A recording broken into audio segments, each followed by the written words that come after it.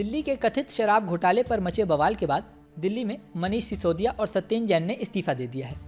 इन इस्तीफे से तमाम राजनीतिक दिग्गज भी चौंक गए हैं। यही नहीं, दिल्ली की राजनीति में जो आग लगी थी उसमें इन इस्तीफों ने घी डालने का काम किया है। अब आरोपों प्रत्यारोपों का दौर और भी तेज हो गया है। एक तरफ आम आदमी पार्टी इसे नैतिकता के आधार पर उठाया कदम बता रही है, वहीं भाजपा का कहना है कि अब आम आदमी पार्टी के पास और कोई रास्ता बचा ही नहीं था। मनीष सिसोदिया को शराब घोटाले के मामले में 5 दिन की सीबीआई रिमांड पर लिया गया है। वहीं सत्येंद्र जैन भ्रष्टाचार के कई आरोपों में पहले ही 9 महीने से जेल में है।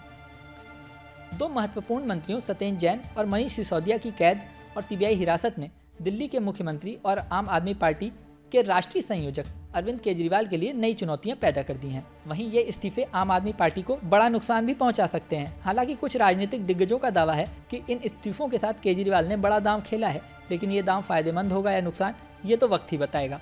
फिलहाल ये समझते हैं कि केजरीवाल के सामने क्या चुनौतियां हैं और उन्हें क्या नुकसान हो सकते हैं।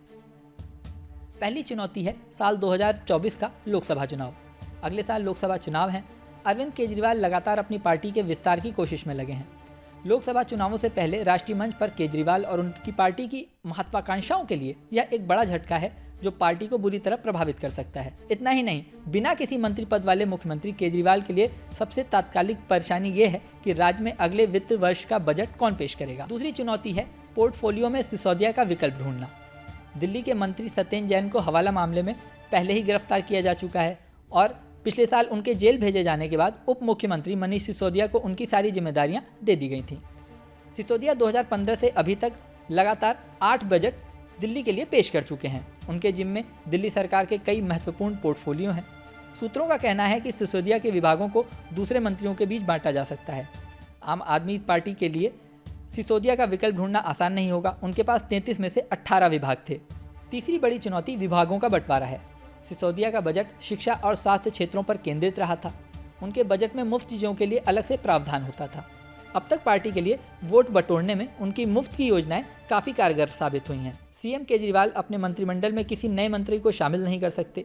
भारतीय संविधान के अनुच्छेद 239 ए के अनुसार दिल्ली में मंत्रियों की संख्या दिल्ली विधानसभा सीटों के 10% से अधिक नहीं हो सकती, इसलिए अधिकतम 7 मंत्री हो सकते हैं।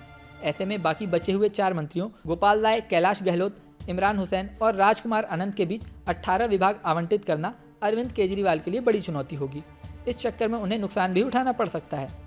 चौथा बड़ा सवाल है कि पार्टी की छवि को कौन संभालेगा।